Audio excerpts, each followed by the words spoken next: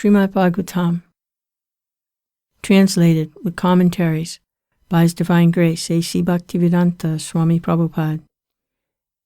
Canto 1, Chapter 4, The Appearance of Narada. Text 9. It is said that Maharaj Parikshit is a first-class devotee of the Lord, and that his birth and activities are all wonderful. Please tell us about him. Purport. The birth of Maharaj Parikshit is wonderful because in the womb of his mother, he was protected by the personality of Godhead Sri Krishna. His activities are also wonderful because he chastised Kali, who was attempting to kill a cow. To kill cows means to end human civilization. He wanted to protect the cow from being killed by the great representative of sin. His death is also wonderful because he got previous notice of his death, which is wonderful for any mortal being, and thus he prepared himself for passing away by sitting down on the bank of the Ganges and hearing the transcendental activities of the Lord. During all the days he heard Bhagavatam, he did not take food or drink, nor did he sleep a moment. So everything about him is wonderful, and his activities are worth hearing attentively. Desire is expressed herein to hear about him in detail. Text 10. He was a great emperor and possessed all the opulences of his acquired kingdom. He was so exalted that he was increasing the prestige of the Pandu dynasty. Why did he give up everything to sit down on the bank of the Ganges and fast until death? Purport. Maharaj Parikshit was the emperor of the world and all the seas and oceans, and he did not have to take the trouble to acquire such a kingdom by his own effort. He inherited from his grandfathers, Maharaj Yudhisthira and brothers. Besides that, he was doing well in the administration and was worthy of the good names of his forefathers. Consequently, there was nothing undesirable in his opulence and administration. Then why should he give up all these favorable circumstances and sit down on the bank of the Ganges, fasting until death? This is astonishing, and therefore all were eager to know the cause. Text 11. He was such a great emperor that all his enemies would come and bow down at his feet and surrender all their wealth for their own benefit. He was full of youth and strength, and he possessed insuperable kingly opulences. Why did he want to give up everything, including his life? Purport. There was nothing undesirable in his life. He was quite a young man and could enjoy life with power and opulence, so there was no question of retiring from active life.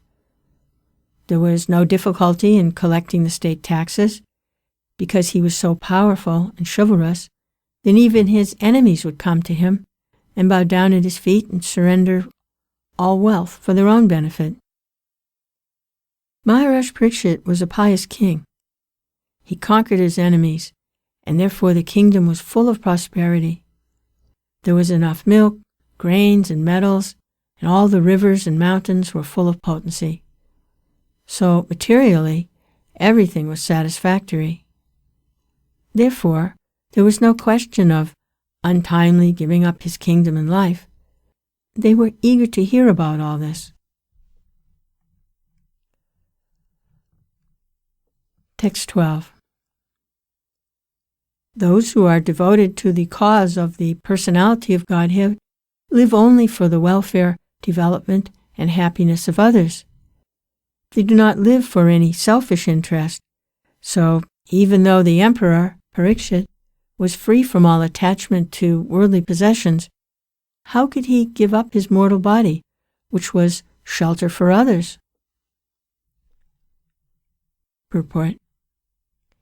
Parikshit Maharaj was an ideal king and householder because he was a devotee of the personality of Godhead.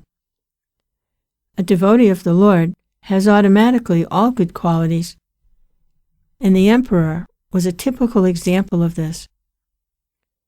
Personally, he had no attachment for all the worldly opulences in his possession. But since he was king for the all-round welfare of his citizens, he was always busy in the welfare work of the public, not only for this life, but also for the next. He would not allow slaughterhouses or killing of cows. He was not a foolish and partial administrator who would arrange for the protection of one living being and allow another to be killed. Because he was a devotee of the Lord, he knew perfectly well how to conduct his administration for everyone's happiness, men, animals, plants, and all living creatures. He was not selfishly interested. Selfishness is either self-centered or self-extended. He was neither. His interest was to please the Supreme Personality of Godhead. The king is the representative of the Supreme Lord, and therefore the king's interest must be identical with that of the Supreme Lord. The Supreme Lord wants all living beings to be obedient to him and thereby become happy.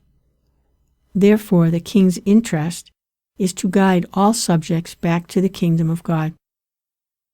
Hence, the activities of the citizens should be so conducted that they can, at the end, go back home, back to Godhead. Under the administration of a representative king, the kingdom is full of opulence.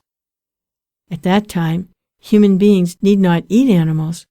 There is ample food, grains, milk, fruit, vegetables, so that the human beings, as well as the animals, can eat sumptuously and to their heart's content. If all living beings are satisfied with food and shelter and obey the prescribed rules, there cannot be any disturbance between one living being and another. Emperor Parikshit was a worthy king, and therefore all were happy during his reign. Text 13. We know that you are expert in the meaning of all subjects, except some portions of the Vedas, and thus you can clearly explain the answer to all the questions we have just put to you. Purport. The difference between the Vedas and the Puranas is like that between the Brahmins and the Paravajakas. The Brahmins are meant to administer some fruitive sacrifices mentioned in the Vedas, but the Paravajakacharyas, or learned preachers, are meant to disseminate transcendental knowledge to one and all. As such, the Paravajakacharyas are not always expert in pronouncing Vedic mantras, which are practiced systematically by accent and meter by the Brahmins, who are meant for administering Vedic rites. Yet it should not be considered that the Brahmins are more important than the itinerant preachers. They are one and different simultaneously, because they are meant for the same end, in different ways. There is no difference also between the Vedic mantras and what is explained in the Puranas and Itihasa. According to Srila Jiva Goswami, it is mentioned in the Madhyadina Shruti that all the Vedas, namely the Sama, Atharva, Rik, Yajur, Puranas, and Itihasas, Upanishads, etc., are emanations from the breathing of a Supreme Being. The only difference is that the Vedic mantras are mostly begun with Pranava Omkar, and it requires some training to practice the metric pronunciation of the Vedic mantras. But that does not mean that Srimad Bhagavatam was of less importance than the Vedic mantras. On the other hand, it is the ripened fruit of all the Vedas, as stated before. Besides that, the most perfectly liberated soul, Srila Shukadeva Goswami, is absorbed in the studies of the Bhagavatam, although he is already self-realized. Srila Sutta Goswami is following his footsteps, and therefore his position is not the least less important because he was not expert in chanting Vedic mantras with metric pronunciations, which depends more on practice than actual realization. Realization is more important than parrot-like chanting. Text 14. Sutta Goswami said, when the second millennium overlapped the third, the great sage Vyasadeva was born to Parasara in the womb of Satyavati, the daughter of Vasu. Purport. There is a chronological order of the four millenniums, namely Satya, Dvarpa, Treta, and Kali. But sometimes there is overlapping. During the regime of Vaivasvata Manu, there was an overlapping of the 28th round of the four millenniums, and the third millennium appeared prior to the second. In that particular millennium, Lord Krishna also descends, and because of this there was some particular alteration. The mother of the great sage was Satyavati, the daughter of the Vasu fisherman, and the father was the great Parasara Muni. That is the history of Vyasadeva's birth.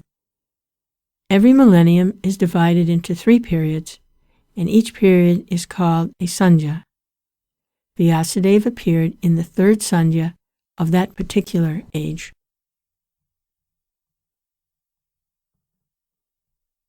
Text 15.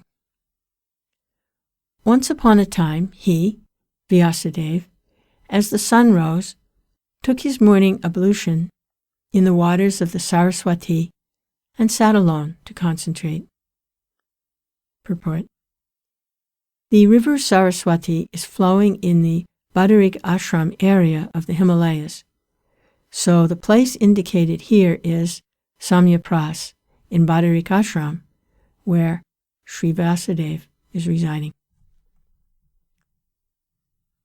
Text 16. The great sage Vyasadeva saw anomalies in the millennium. This happens on the earth in different ages due to unseen forces in the course of time. Purport. The great sages like Vyasadeva are liberated souls, and therefore they can see clearly, past and future. Thus, he could see the future anomalies in the Kali age. Accordingly, he made arrangement for the people in general so that they can execute a progressive life in this age, which is full of darkness. The people in general in this age of Kali are too much interested in matter, which is temporary. Because of ignorance, they are unable to evaluate the assets of life and be enlightened by spiritual knowledge. Text 17. The great sage, who was fully equipped in knowledge, could see, through his transcendental vision, the deterioration of everything material due to the influence of the age. He could also see that the faithless people in general would be reduced in duration of life and would be impatient due to lack of goodness. Thus he contemplated for the welfare of men in all statuses and orders of life. Purport.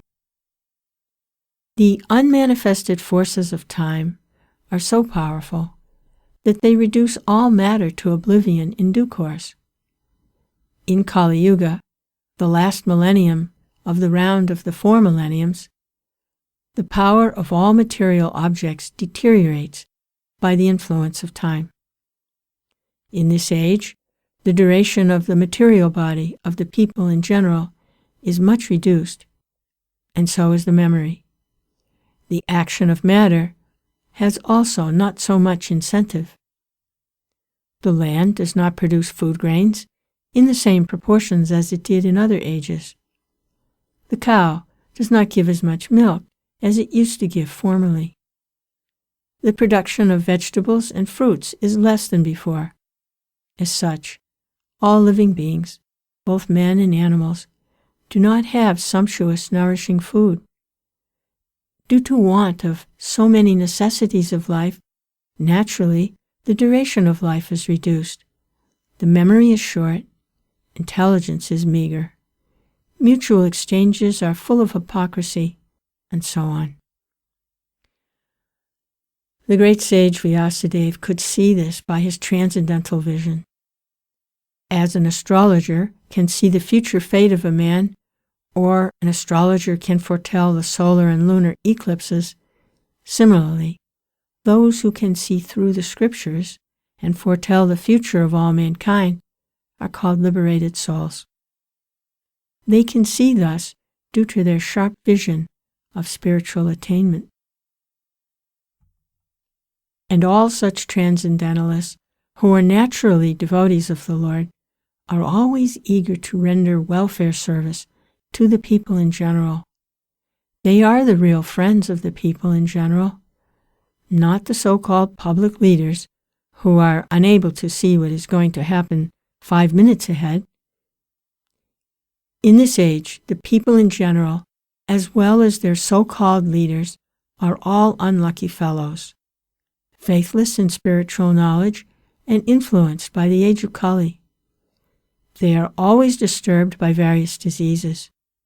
For example, in the present age there are so many TB patients and TB hospitals.